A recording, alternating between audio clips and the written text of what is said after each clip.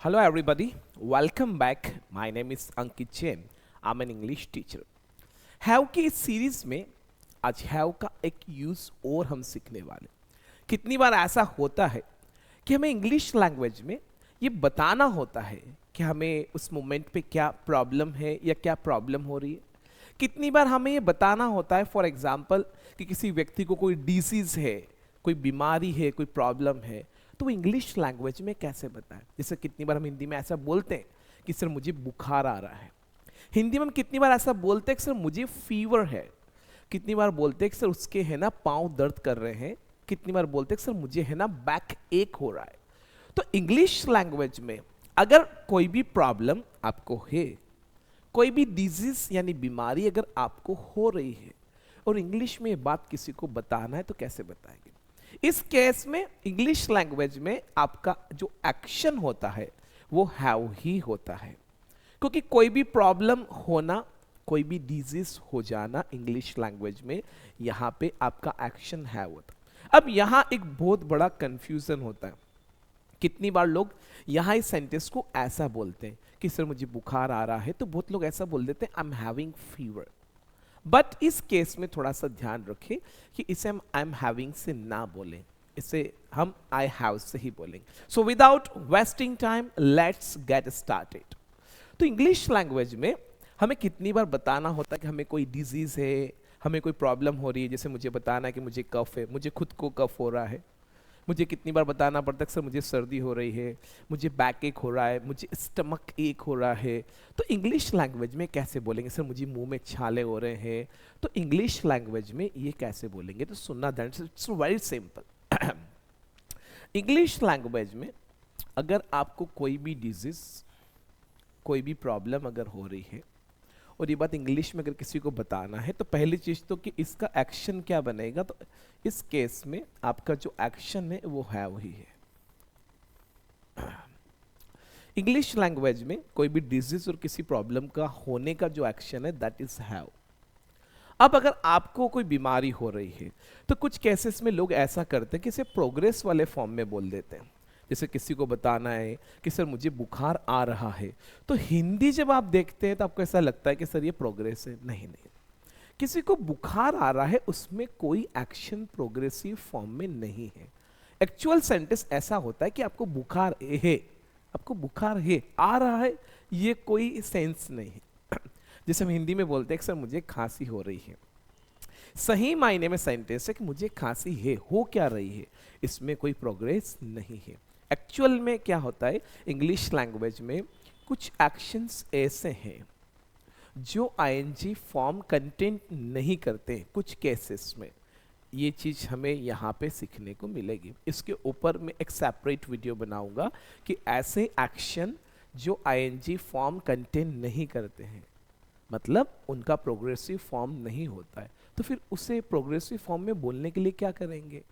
Simple से hint देता हूँ, फिर ऐसे केस में सेंटेंस को प्रोग्रेस की बजाय लाइफ में बोला जाता है, जो आज हम करेंगे।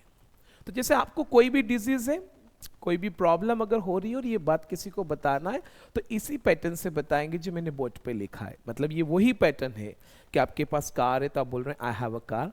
आपके पास बिजनेस है तो आप बोल रहे हैं आई हैव अ बिजनेस।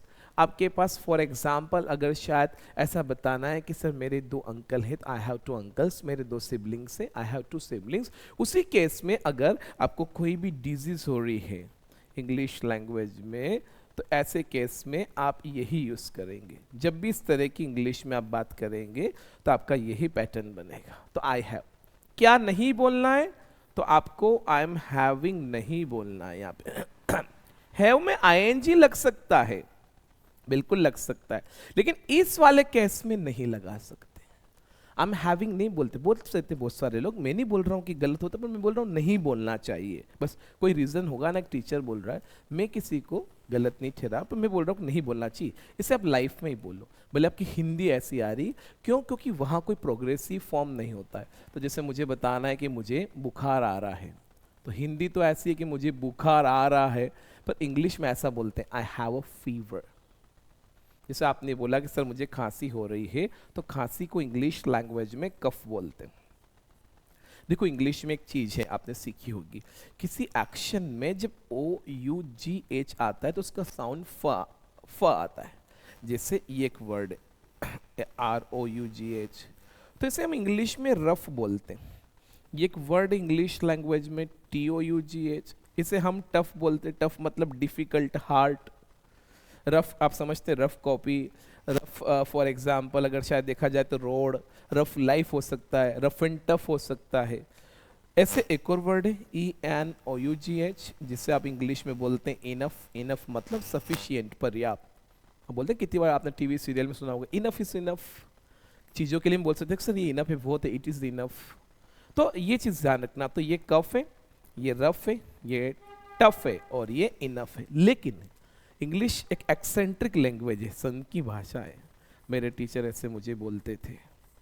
ये एक वर्ड है DOUGH, यहाँ जाके ये रूल फेल है। इस केस में DOUGH वाले केस में इसे आप डफ नहीं बोल सकते हो, तो फिर इसे क्या बोलेंगे? तो इसे इंग्लिश लैंग्वेज में बोलते हैं डो।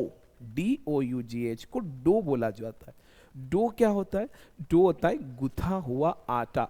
जब आटे में पानी मिलाकर उसे आप लोग ओसन लेते हैं, नीट कर लेते हैं फॉर एग्जाम्पल, तो वो जो गुथा हुआ आटा, आटे की लोई जो बन जाती, उसे इंग्लिश में डो बोल लेते हैं, डो बोला जाता है।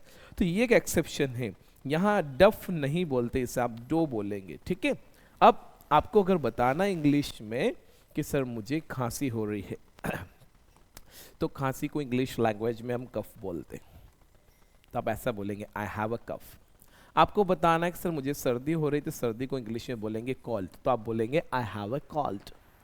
लेकिन आपको अगर सरदर्द हो रहा है तो इंग्लिश में आप ऐसे बोलेंगे, इंग्लिश में सरदर्द को आप बोलेंगे हेडेक।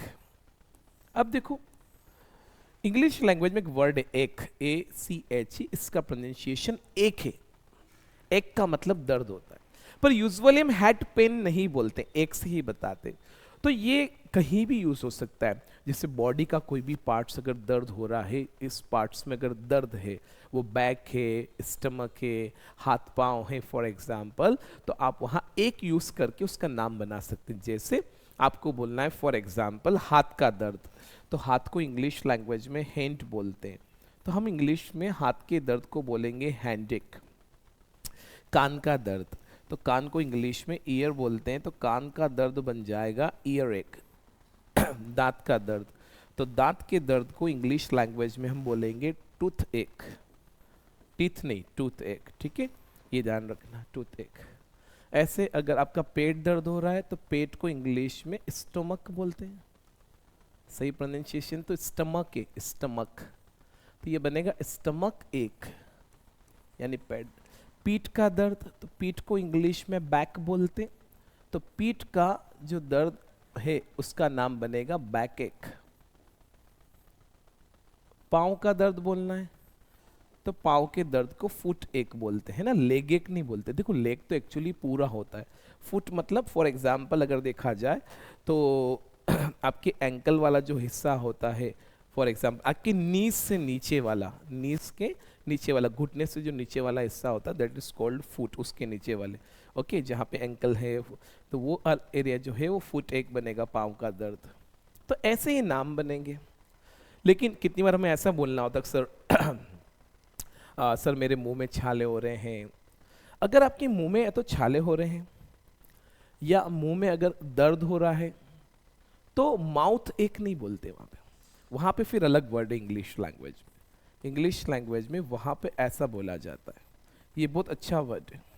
अगर आपके मुंह में छाले हो गए हैं या मुंह में छीलन हो गई है या मुंह में अगर दर्द हो रहा है तो उसे इंग्लिश में बोलते हैं सोर माउथ। सोर माउथ, ध्यान रखना, उसे आप इंग्लिश में क्या बोलेंगे? सोर माउथ। जैसे अगर आपका गला दर्द कर रहा है, ओके, आपका अगर गला दर्द कर रहा है तो आप उससे ये बोलेंगे, आप उससे बोलेंगे सोर थ्रोट। सोर थ्रोट का मतलब है कि आपके गले का दर्द। ऐसे अगर आपकी आंखें दर्द कर रही है या आपकी आंखों में जलन हो रही है तो आप उसे सोर आइज से बोलते हैं। अलग अलग चीजों के लिए अलग अलग वर्ड, तो आप उसे बोलेंगे सोर माउथ, इसका मतलब है मुंह का दर्द या मुंह में छीलन हो रही है, मुंह के अंदर छाले हो रहे हैं। देखो छाले के लिए एक वर्ड और है, और वो वर्ड है अल्सर। और एक वर्ड और है और वो वर्ड है ब्लिस्टर। यहां समझना अल्सर और ब्लिस्टर में क्या डिफरेंस है। जो छाले बॉडी के ऊपर होते हैं, जैसे हाथ के ऊपर हो गए, पाँव के ऊपर हो गए हैं, बॉडी के ऊपर जो छाले होते हैं फॉर एग्जाम्पल उन्हें हम ब्लिस्टर बोलते हैं, ब्लिस्टर, BLISTER। और बॉडी के अंदर जो छाले होते हैं जैसे पेट के अंदर हो जाते हैं, मुंह के अंदर, तो उन्हें हम अल्सर से बताते हैं। ओके जैसे अगर आपके मुंह में छाले हो रहे हैं तो भी आप ऐसा बोल सकते हैं कि sir I have ulcer in my mouth, बोल सकते हैं। लेकिन इसके लिए एक अलग वर्ड बना हुआ है, सोर माउथ। किसी को बोलना है सर मेरे पेट के अंदर छाले हो गए हैं, तो बोल सकते हैं sir I have ulcer in my stomach, बोल सकते हैं। There is no problem at all. Okay तो ये चीजें हमें पता होना चाहिए। बताना कैसे ये हमने सीख लिया है कि आपको अगर कोई भी डिजीज है और अगर हो रही है, देखो आपको कोई भी डिजीज है तो भी ऐसा बोलना, और आपको कोई डिजीज हो रही है तो भी ऐसा बोलना। अब देखो हिंदी कैसी होती है देखना, हिंदी में हम बोल रहे हैं कि सर मुझे सर दर्द हो रहा है, पर इंग्लिश में बोलते हैं आई हैव हेडेक। हिंदी में वैसे बोलते हैं मुझे एक सर्दी हो रही, बट इंग्लिश में बोलते हैं I have a cold. Hindi में ऐसे बोलते हैं कि मेरा पेट दुख रहा है, बट इंग्लिश में बोलते हैं आई हैव अ स्टमक एक। हिंदी में बोलते हैं कि मुझे खांसी हो रही है, बट इंग्लिश में बोलते हैं आई हैव अ कफ। ये ध्यान रखना।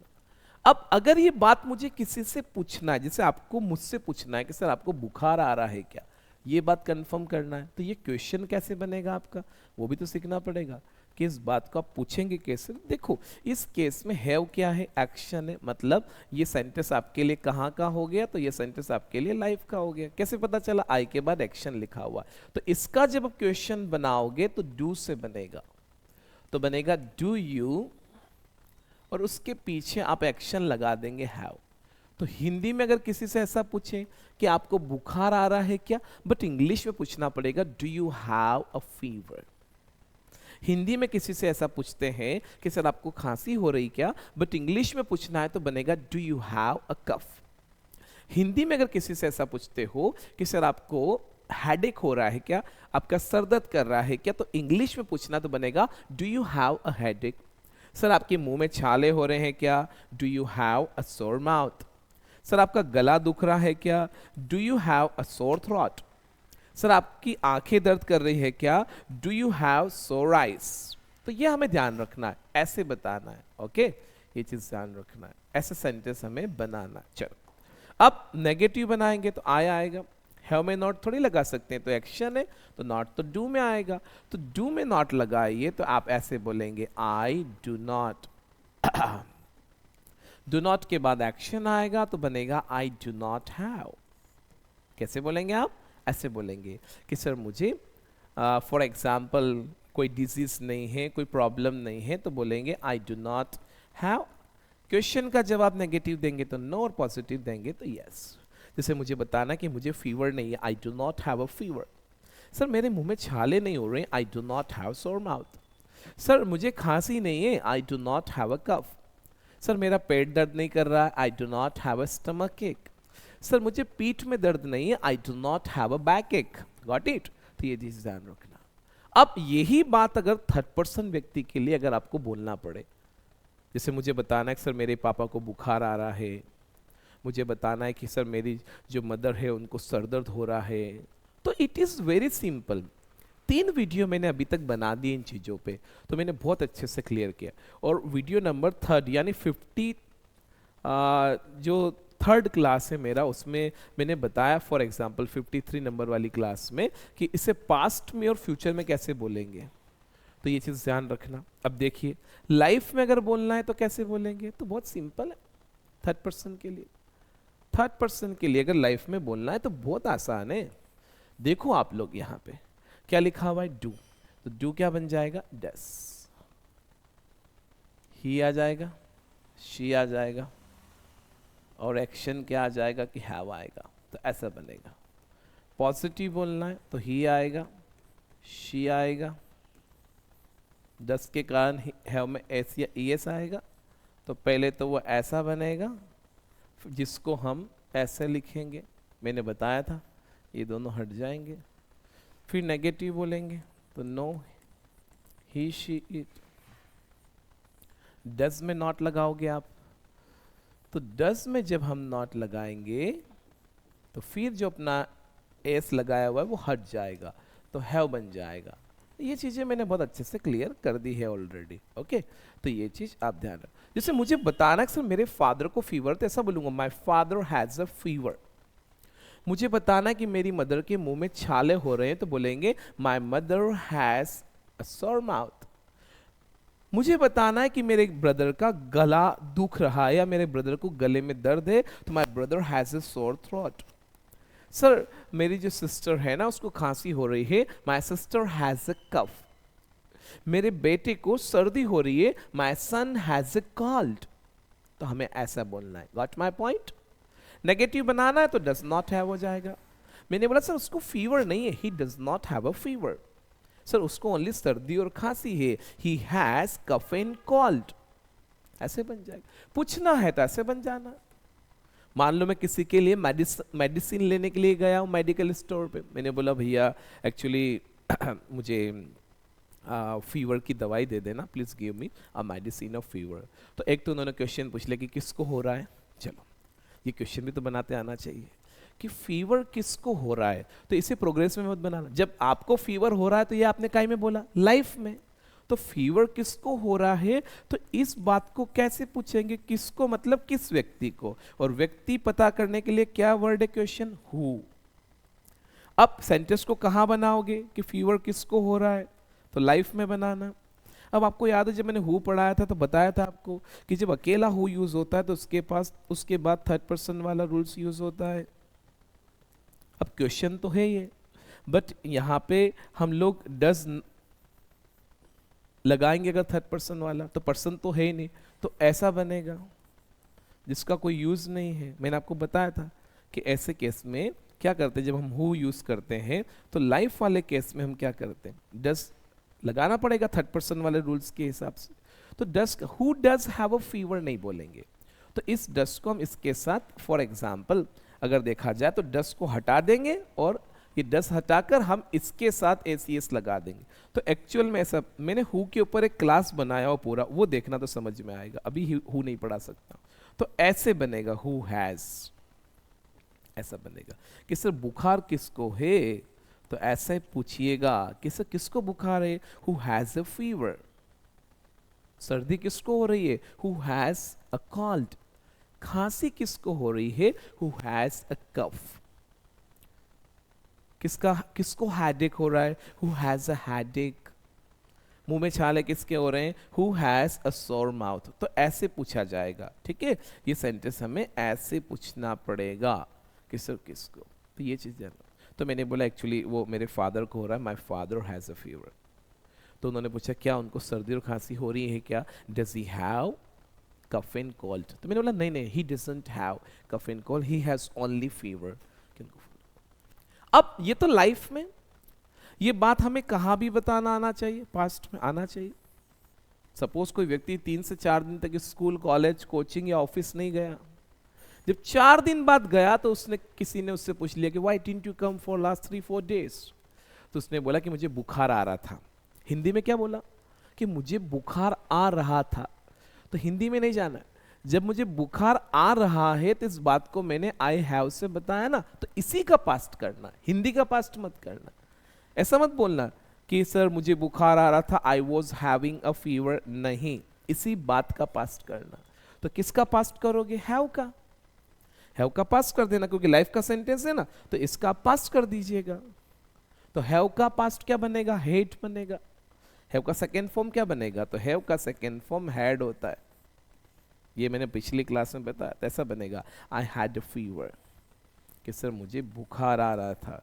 तब ऐसे बोलेंगे आई हैड अ फीवर। सर मुझे सर्दी हो रही थी, आई हैड ए कोल्ड। मुझे खांसी हो रही थी, आई हैड ए कफ। मुझे सर दर्द हो रहा था, आई हैड अ हेडेक।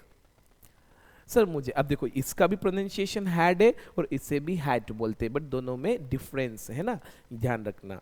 ये हेड HAD और वो HEAD है, होमोफोन्स हो गए ये। ऐसा बनेगा। सर मेरे मुंह में छाले हो रहे थे, आई हैड अ सोर माउथ। सर मेरा गला दर्द कर रहा था, आई हैड अ सोर थ्रोट। देखो सोर थ्रोट का मतलब गले का दर्द। एक और वर्ड है यहाँ पे, गले में कितनी बार टॉन्सिल्स हो जाते हैं, तो आई हैव टॉन्सिल्स बोलेंगे कि मुझे टॉन्सिल्स हो रहे। पास्ट में बोलना है तो आई हैड टॉन्सिल्स बन जाएगा। कोई भी चीज, किसी को कोई भी बीमारी है, सपोज किसी को डायबिटीज है, कोई भी बीमारी, किसी को स्टोन प्रॉब्लम है, भगवान करे पहले तो किसी को बीमारी नहीं हो, पर कोई भी बीमारी अगर किसी को है तो ध्यान रखना। तो ये पॉजिटिव बनाया हम। तो पॉजिटिव क्या कर रहे हैं, लाइफ का पास्ट बनाते थे, एक्शन का सेकेंड फॉर्म कर दिया, तो हैव का सेकेंड फॉर्म क्या बन गया, हैड। अब अगर ये बात आपको थर्ड पर्सन के लिए अगर बोलना कि उसको बुखार आ रहा था यानी ही को, तो किसका सेकेंड फॉर्म कर देना, हैज का। तो वो हैव हो या हैज हो, सेकेंड फॉर्म तो दोनों का हेड ही होता है।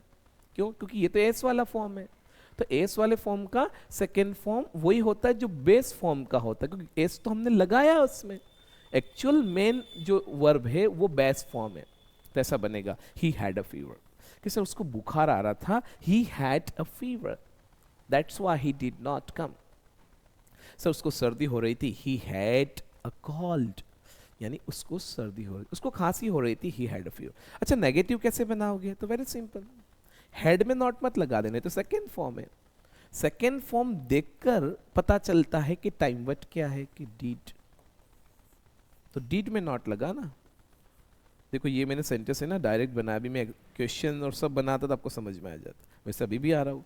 जब हम डिड नॉट लिखते हैं तो फिर सेकेंड फॉर्म नहीं लिख सकते, फर्स्ट फॉर्म, तो हेड को क्या बना देना, हैव, ऐसा बनेगा, ये बन जाएगा। ये सभी पर्सन के लिए सेम रहेगा, आई यू वी दे और ही शी, ठीक है, इट सबके लिए सेम। तो he did not have, I did not have, we did not have और दे डिड नॉट हैव, ये बन जाएगा। क्वेश्चन अगर बनाओगे आप तो ऐसा बनेगा कि सर आपको फीवर था क्या, तो ऐसे पूछना, आपको फीवर था क्या या आपको फीवर हो रहा था क्या, एक ही बात है। तो ऐसे पूछेंगे आप लोग, did you have a fever, did you have a fever, yes I had a fever, no I did not have a fever. क्या उसको बुखार आ रहा था क्या, did he have a fever, yes he had a fever, no he did not have a fever. ठीक है, तो ये लाइफ हो गया, ये पास्ट हो गया। अब अगर फ्यूचर में बोलना है तो बहुत सिंपल है ना, फ्यूचर में बनाओगे तो विल लगा देना, और विल के बाद ओनली एक्शन का फर्स्ट फॉर्म आता है, वर्ब का फर्स्ट फॉर्म। तो क्या एक्शन है आपका, हैव, तो ऐसा बना देना, आई will have, you will have, he will have, she will have. मैंने पिछली क्लास में फ्यूचर क्लियर किया है ना इससे पहले, तो वो देखना आपको समझ में आ जाएगा। तो यू विल हैव, जैसे मुझे किसी को बोलना है कि आपको खांसी हो जाएगी, तो बोलेंगे यू विल हैव अ कफ। मुझे बोलना कि सर मैं इसलिए आइसक्रीम नहीं खा रहा हूँ कि मुझे है ना खांसी हो जाएगी, I will have a cough. Sir अगर मैंने आइसक्रीम खाया ना तो सर मुझे है ना सर्दी हो जाएगी, I will have a cold. Sir मुझे बुखार आ जाए, आई will have a fever. Sir मैं इसलिए नहीं खा रहा हूँ फॉर एग्जाम्पल कि मुझे नहीं है ना सर एक्चुअली सोर थ्रोट हो जाएगा, तो आई will have a sore throat. Negative बनाना है तो आई विल नॉट हैव करके बता देंगे। तो ये बहुत ही सिंपल सी क्लास है, बहुत इजी है। ये हैव का एक यूज और बताया मैंने आपको, अभी तो आगे और भी बताऊंगा, ठीक है, वो किसी और वीडियो में। देखो ये वीडियो में डाल रहा हूँ हैव के ऊपर, इसके बाद मैं एक रिकॉर्डेड क्लास जो मेरा ऑफलाइन क्लास है उसका एक कन्वर्सेशन क्लास डालूंगा। उसमें देखो मैं जब वीडियो शूट करता हूँ तो थोड़ा सा लाइटिंग ज़्यादा होता है, तो इसमें अच्छी सी क्लैरिटी आती है, लेकिन ऑफलाइन क्लास में इतनी लाइटिंग में ऑन नहीं करता हूँ, बच्चों के बीच में डिस्टरबेंस क्रिएट होता है, बहुत ज़्यादा लाइटिंग लगाना पड़ती है रिकॉर्ड करते समय। लगभग फॉर एग्जांपल 8 to 9 लाइट्स चलती है, तब जाकर ये इतनी क्लैरिटी आ जाती है, और कभी कभी तो ये लगता है कि ये भी कम है, तो उसमें थोड़ा सा लाइटिंग का कंप्रोमाइज़ कर लीजिएगा। बाकी क्लास बहुत अच्छी है, जो मैं इसके बाद वाली क्लास आएगी, क्लास नंबर आई थिंक 55, वो बहुत ही इंटरेस्टिंग क्लास है, कन्वर्सेशन क्लास है, देखना मज़ा आएगा। कन्वर्सेशन बहुत मज़े आते हैं, कन्वर्सेशन अभी मैंने यूट्यूब पे इतनी कन्वर्सेशन क्लासेस नहीं डाली है, बट कन्वर्सेशन में क्या होता है, टॉपिक को लीड करते हैं क्वेश्चन, तो आपको ये समझ में आता है कि एक्चुअल हमें सेंटेंस कैसे बना। हाँ कुछ क्लासेस मैंने डाली, जैसे एक टॉपिक है हैव यू एवर करके, वो वाली क्लास बहुत बढ़िया है, देखना आप लोग, मज़ा आएगा। उसमें 2 टॉपिक, एक तो हैव यू एवर है, उसके बाद एक और है हैव यू एवर बीन, तो ये दोनों टॉपिक मैंने डिस्कस करके डाले। ओके, तो समझ में आया कैसे यूज़ करना है। ओके, सो आज के लिए इतना ही, it's enough for today's class, and see you in next video, और I hope You all will be learning in a nice way, and this course I think must be helping all of you, and you must be learning. And I think you must have started speaking, because इतने दिन से अगर आप देख रहे हैं तो कहीं ना कहीं you must have had rhythm, आपको रिदम मिल गया होगा, एंड आई थिंक आप लोगों ने शुरुआत कर दी होगी इंग्लिश की जर्नी की. Okay guys, so thank you for watching. Next video में मिलते हैं. Till then bye.